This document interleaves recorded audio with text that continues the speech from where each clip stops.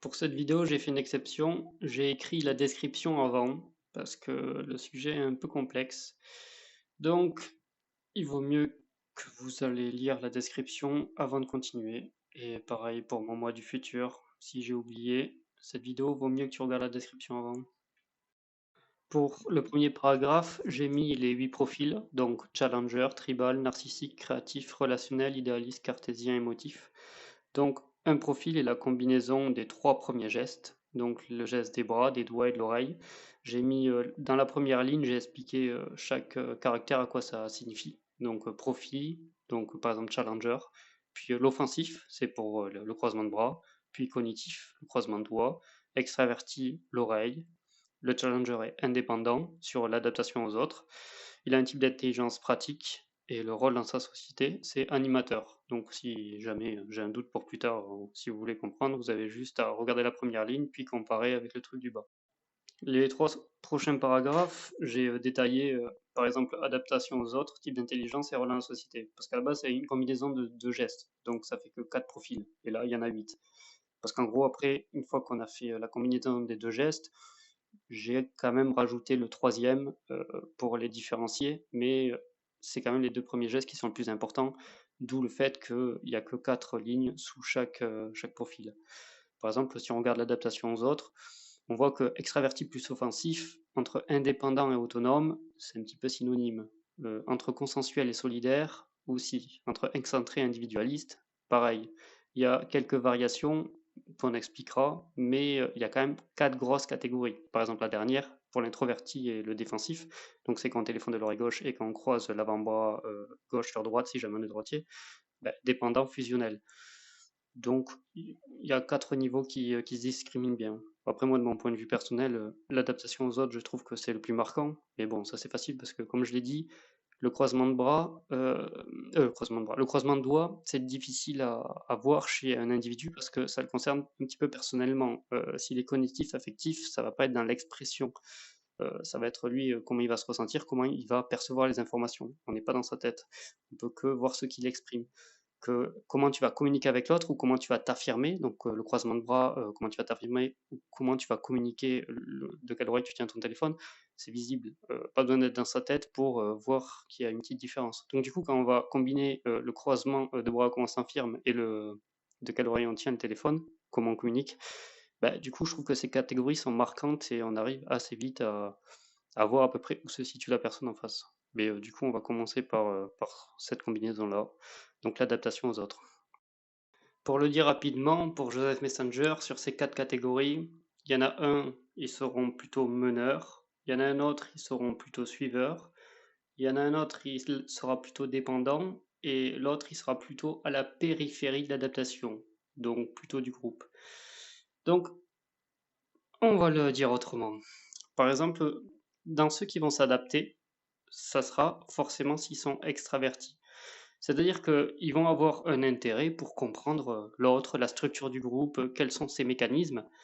Sauf que suivant s'il est défensif ou offensif, ils n'auront pas le même but. L'extraverti offensif, donc si vous regardez la classification, ça soit le tribal, soit le challenger, du coup, ils vont s'intéresser à tiens, comment fonctionne cette structure, ou cette personne, ou ce nouveau groupe, mais d'un point de vue offensif. Du coup, les capacités. En gros, qu'est-ce qu'ils ont dans le ventre? Quel est le fonctionnement objectif et non pas subjectif, on va dire rationnel. Ok, ok, ils font ça, mais est-ce que ça a l'air de marcher? Si ça marche pas, je vais leur dire. Donc, il leur faut un rôle où ils peuvent, d'une certaine manière, être libres de leur comportement, de leur action, car ils s'intéressent aux autres, mais pas à leurs sentiments, à leur fonctionnement. Donc s'ils peuvent pas interagir avec comment fonctionne le groupe, si leur décision, n'a aucune autonomie, ils ont pas d'impact, c'est clairement ils vont pas rester dans ce groupe. Il faut que ça bouge. Donc offensif, extraverti, généralement, ils vont soit, être des meneurs, soit des animateurs, mais en tout cas, ils vont faire bouger le groupe. Bon, je me rends compte que j'empiète un peu sur le rôle qu'ils ont dans le groupe, ce qui est une autre catégorie, mais parce que dans le rôle, il y a l'offensif, il y a le geste des bras. Donc en fait, tout se recoupe. Finalement, un profil de challenger, ça va être ces 3 rôles. Du coup, Si je reste sur l'adaptation aux autres, en étant offensif et extraverti, c'est des personnes qui sont plutôt libres, ils sont attentives aux autres, mais comme ils se concentrent sur les capacités, parce que c'est leur confiance en soi qui est importante, donc en gros, OK, OK, c'est cool, tu as des choses à me dire, OK, développe ton point de vue. Ils ils ne vont pas attendre que l'autre l'estime, donc il sera beaucoup plus, direct, et objectif, dans sa façon de lui répondre. Donc il ne mâchera pas ses mots et il va s'adapter, mais sans être en contagion émotionnel. Ce qu'on va voir juste après avec, l'extraverti, défensif. Lui, il va se suradapter. Donc du coup, quand il va arriver, dans un groupe, et qu'il connaît pas un peu comment les règles fonctionnent, en fait, tant qu'il aura pas compris le fonctionnement du groupe ou de la personne avec qui il discute, il se verra mal lui répondre du tac au tac, «Ah, tu as dit ça, donc je te dis ça». Il aura besoin de prendre en compte la sensibilité de la personne. Comme on l'avait dit, le défensif va faire attention à l'estime de soi. Donc, l'autre peut lui accorder cette estime, comme lui va faire attention de ne pas brusquer le sentiment de l'autre. Là où l'offensif, comme c'est les compétences, c'est pas une valeur très très importante. Du coup, ça débouche sur deux profils, le relationnel et l'idéaliste. Donc pour le relationnel, il s'adapte consensuellement et pour l'idéaliste, solidairement. Mais pour le moment, je vais laisser les variations dans la catégorie. Donc, on va dire c'est une grosse catégorie. Voilà, c'est ceux qui sont extravertis défensifs. Je me limite là pour le moment. Du coup, maintenant, on va voir les introvertis. Alors, commençons par les excentrés, les individualistes. Donc, les introvertis offensifs. Donc, non seulement je ne vais pas m'adapter à toi, on est tous des êtres uniques, et en plus de ça, j'ai envie de prouver mes compétences, ou en tout cas, euh, l'harmonie, c'est pas le truc le plus important. Pour moi, pour exister, il faut que je démontre ce que je sais. C'est quand je rencontre quelqu'un, il va me dire un truc, ben, je vais lui dire cette chose-là. Et en plus, comme je suis introverti, en tout cas une attention égocentrique, je vais m'intéresser qu'à mes propres objets d'étude. Donc, ça peut donner un profil qui s'adapte vraiment pas beaucoup. C'est pour ça que dans cette catégorie, il a mis excentré pour narcissique. D'ailleurs, il a bien appelé un profil narcissique.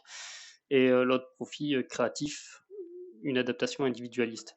Donc effectivement, si jamais on leur parle d'un truc qui les intéresse pas, ils ne vont pas faire semblant de s'y intéresser. Là où l'idéaliste ou le relationnel, ben, c'est un peu hypocrite, parce que certes, ils s'adaptent, donc c'est bien, mais on ne sait jamais si ça leur plaît vraiment. Alors que le narcissique ou le créatif, si ça lui plaît pas, t'es au courant.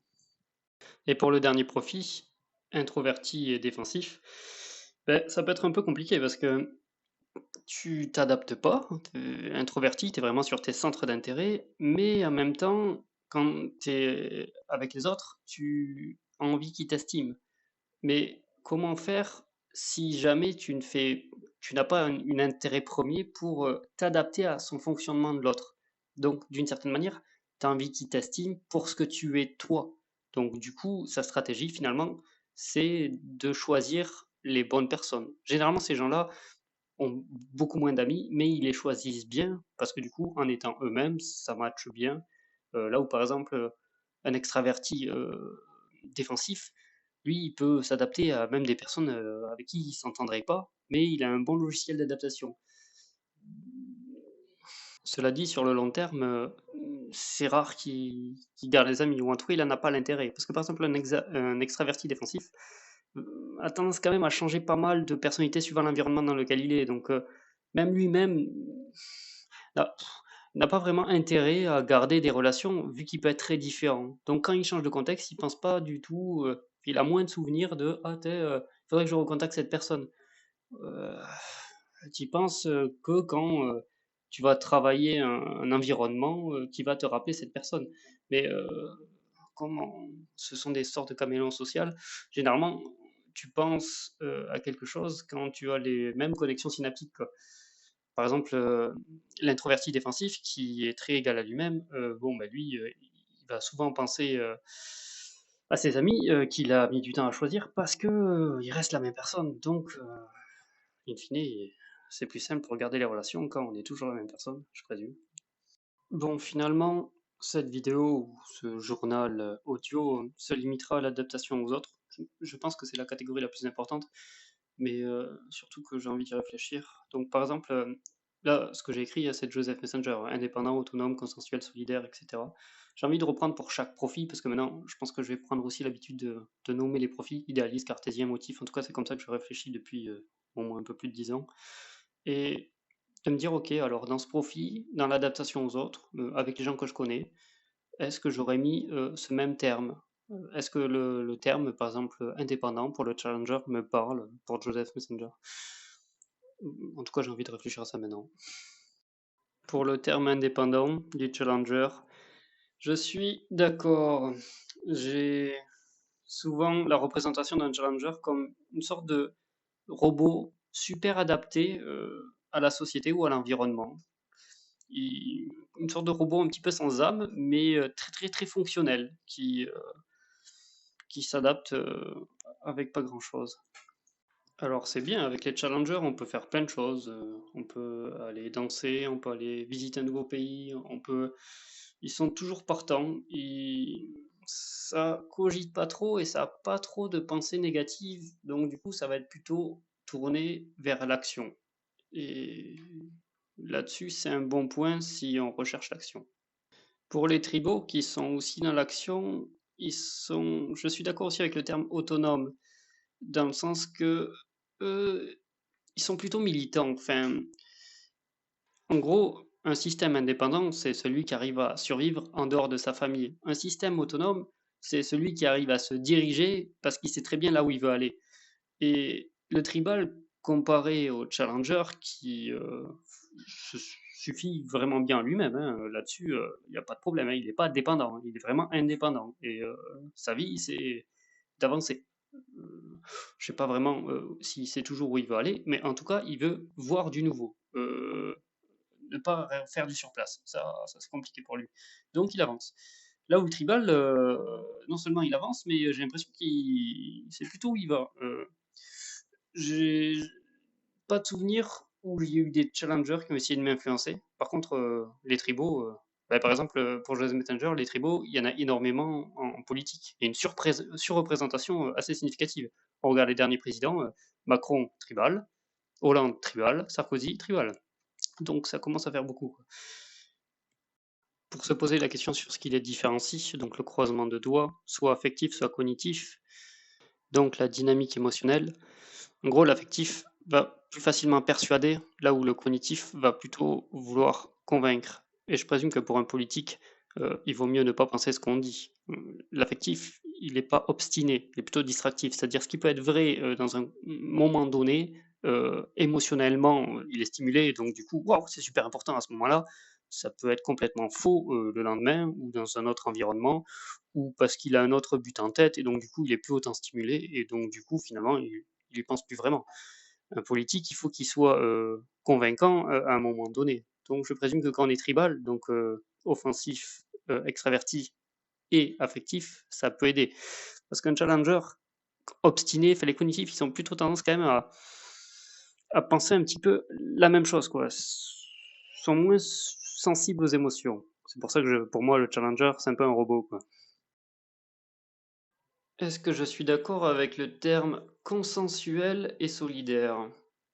Je dirais que oui, dans le sens que généralement on fait un consensus pour quelque chose, une idée partagée par le groupe, un contrat, et quand on est solidaire, c'est non pour quelque chose, mais entre nous, une relation interpersonnelle. Et bien que l'idéaliste et le relationnel partagent complètement le fait que le but, c'est les liens entre les personnes, que les gens s'entendent bien, c'est primordial. C'est pas à quel point je peux impacter le groupe comme le groupe d'avant. C'est le but, c'est que voilà, tout le monde aille dans le même sens et s'entende bien. Mais la différence qui se fait, c'est que le relationnel, comme il est cognitif, obstiné et compagnie, il est sur la durée. Et ok, c'est bien de s'entendre bien, mais pour faire quoi? Un cognitif faut un plan temporel. faut que ça ne bouge pas. C'est bien d'aller dans le même sens et c'est bien qu'on s'entende bien, mais pour en faire quelque chose. Juste pas être juste toutes là à rien faire, quoi. Là où, comme j'avais dit, la différence entre l'affectif et le cognitif, l'affectif, si on a une bonne dynamique émotionnelle, ça peut être vrai aujourd'hui et faux demain, mais en tout cas, là, on est au taquet, quoi.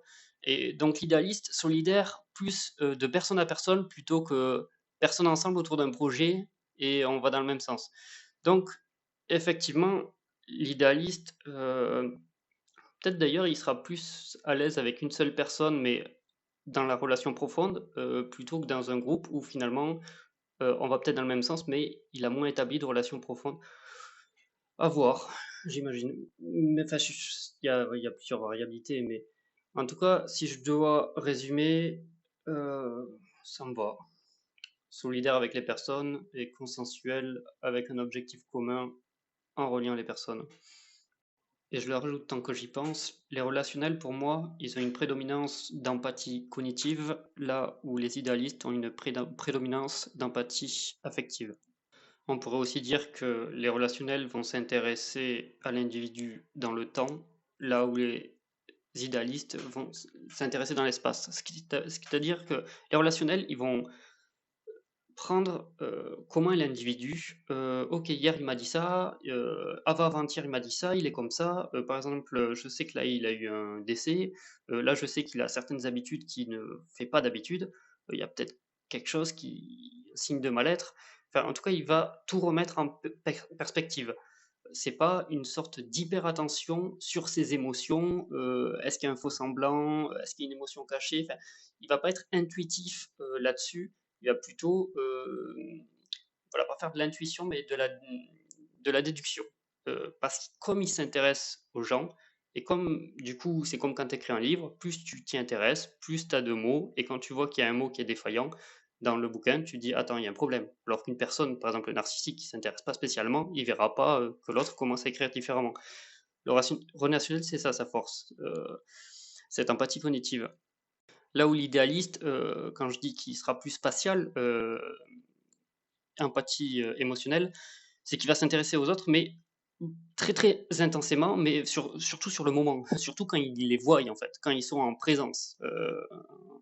Et donc, du coup, ils voient quand la personne mente plus facilement. Ils ont une sorte d'intuition. Ah, tel là, tu fais semblant d'être heureux, mais tu l'es pas vraiment. Et ils sont tellement hyper attentifs aux autres que des fois, ils se rendent même pas compte qu'il y a une sorte de contagion émotionnelle et ils arrivent à penser des trucs. Enfin, ils se font influencer par les émotions des autres. D'ailleurs, je disais avant que le profil extraverti et défensif ont tendance à être des caméléons sociaux et à couper un petit peu leurs relations. Enfin, ça les dérange moins que les introvertis défensifs de changer d'amis, mais ça marche plus pour l'idéaliste que pour le relationnel. Parce que le relationnel, il est plus sur la continuité. Là où l'idéaliste, il est très présent dans le moment présent, mais dès que tu changes de son champ de vision, lui, pour le coup, comme il peut changer beaucoup de personnalité, puisqu'il est très impacté émotionnellement par la présence des personnes autour, oui, en fait, ça s'applique surtout à l'idéaliste, un peu moins au relationnel, de ce que j'ai dit précédemment. Pour la différence entre excentré du narcissique et individualiste du créatif, c'est un peu plus compliqué dans le sens que j'ai croisé que très peu de narcissiques. Donc, comme je le fais en fonction de mon panel d'expérience aussi et surtout, plus dur, hein. Je dirais que les deux sont individualistes et un peu excentrés, mais plus le narcissique.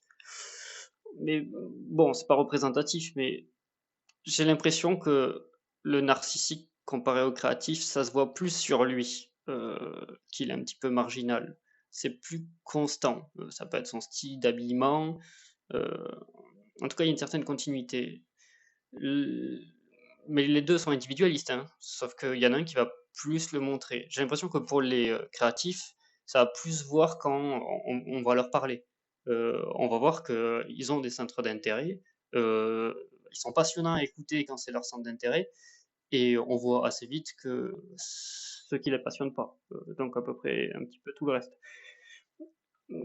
Là où le narcissique, c'est un peu pareil, sauf que ça se ressent encore plus. Enfin, c'est mon impression. Enfin, c'est un peu compliqué là, je manque vraiment trop de données.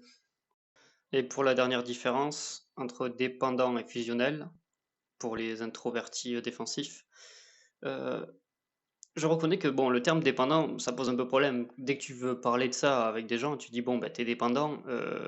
C'est c'est pour ça que je préfère trouver un autre mot, genre authentique. Mais, mais je peux comprendre l'idée. En tout cas, c'est sûr que les motifs, il est fusionnel. Enfin, si jamais je devais choisir entre fusionnel et dépendant, je le mettrais fusionnel pour les motifs et dépendant pour le cartésien. En fait, c'est le cartésien, donc qui est dépendant, il est sur la non-agression, en mode je suis authentique, je suis moi-même, et je vais pas imposer mes compétences aux autres, et je vais laisser la place à l'autre, donc je veux que l'autre me laisse la place aussi, mais si c'est pas le cas, ben, je préfère me retirer. En tout cas, euh, oui, dépendant dans le sens qu'il sera pas moteur tant qu'on le sollicite pas. Donc il peut rester en attente, en stand-by. Là où les motifs, euh, il va être un petit peu plus actif pour lui, c'est une sorte de nécessité que l'autre l'accepte. Donc, il va être un peu plus actif dans ça, mais sans s'imposer à l'autre. Mais je trouve plus actif. Donc, ça passe par des chemins un petit peu détournés, mais bon.